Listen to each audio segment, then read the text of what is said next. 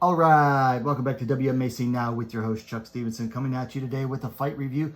So we're going to Miami, Florida for Combate Global for July 15th, 2022. We're going to the Atomweight main event. That's right, ladies and gentlemen, the Atomweights got some time to shine on the Combate Global stage. Got the number one ranked Combate Global Atomweight, Palacios, coming in at 6-1-1. Taking on BoHyun Park, making her Combate Global debut, coming in at 4-1. This is a fight I was really looking forward to because I've been following Park for all of her fights. Palacios, I've seen fight in the past, and doing the tape study that I did for the preview for this event, I knew this one was going to be a banger and possibly end in a finish right on both counts there. Let's go ahead and get into it. So first round started. Park just walked Palacios down, almost chased her to the outside. Palacios just started circling around. She would throw some low kicks, try to slow Park down a little bit. And Park landed a nice high kick. Palacios landed a nice 1-2.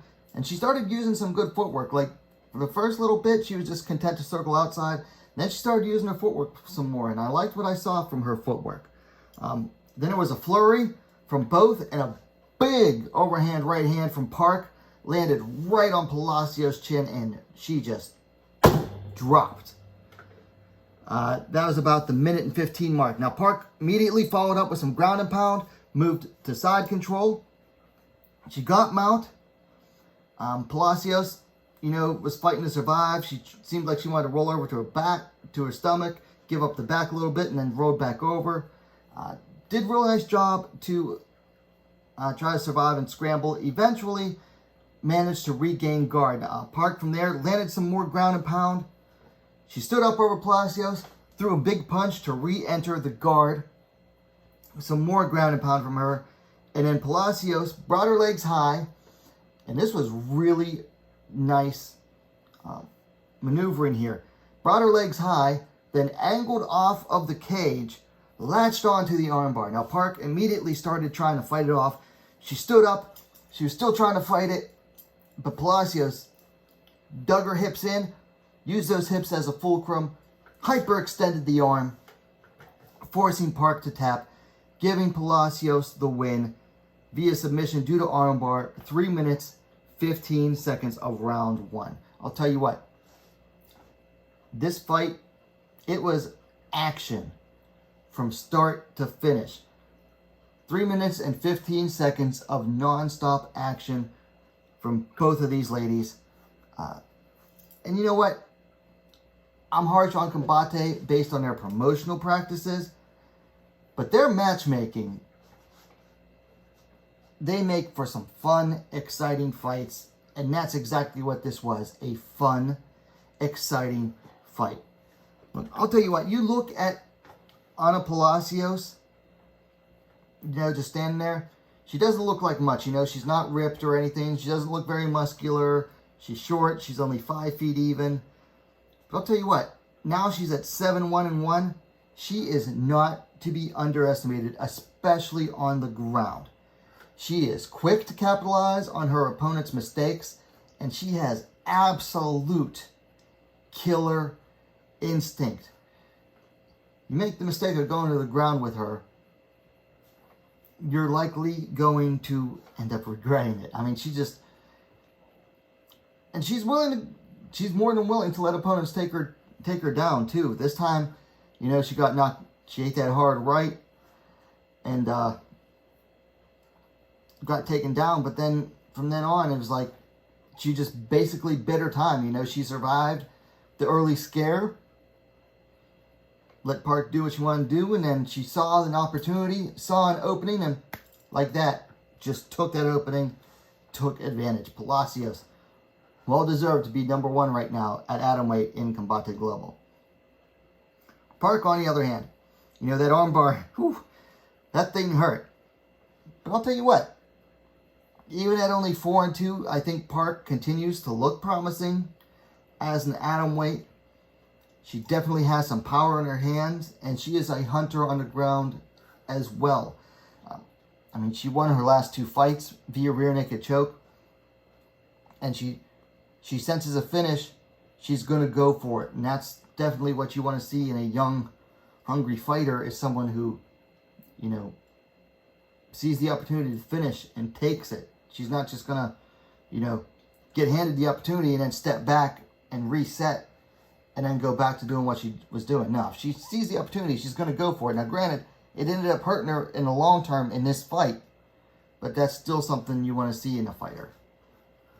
So, the commentators were talking about it, and it seems like a title fight might be next for Palacios. We'll have to see. We'll talk about that again in a second. Let's move on into things to work on for Palacios. I think she gives up ground a little bit too much. She is way too fast to cede ground in the cage to her opponents. And I've seen this not only in this fight, but I've seen it in her previous fights as well. She just will move her back against the cage and then start circling around. Now, she came on a little bit more aggressively as this single round fight went on. But I just don't like the fact that she is too willing to cede ground. Another thing, I think she overall just generally needs to work on her striking. She was doing okay in this fight, but overall it definitely needs work. For Park, she made a big mistake in going back in there and going back to the ground against a known submission artist. I think that was some bad studying on her coaches and corners part.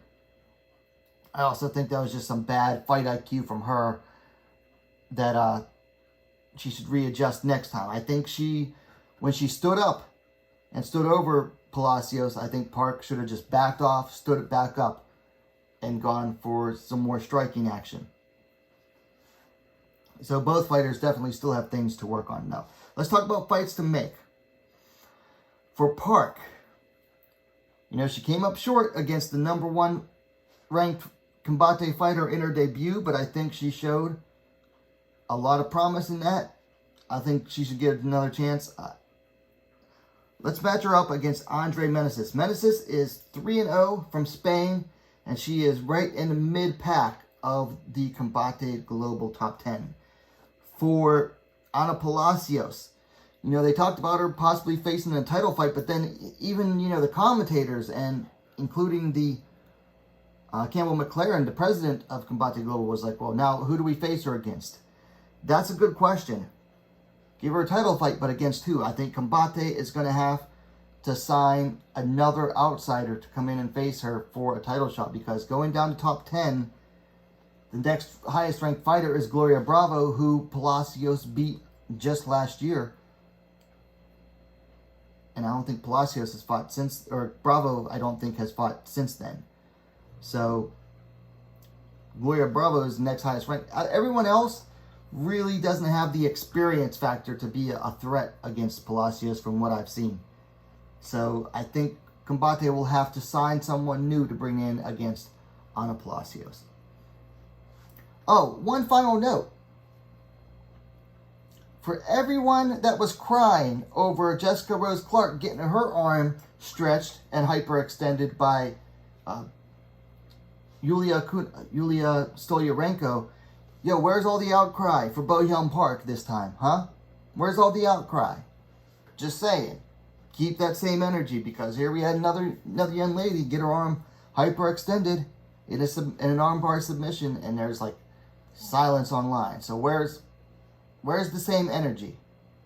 Just wanted to say, just saying, keep that same energy. Anyway, this is a great fight.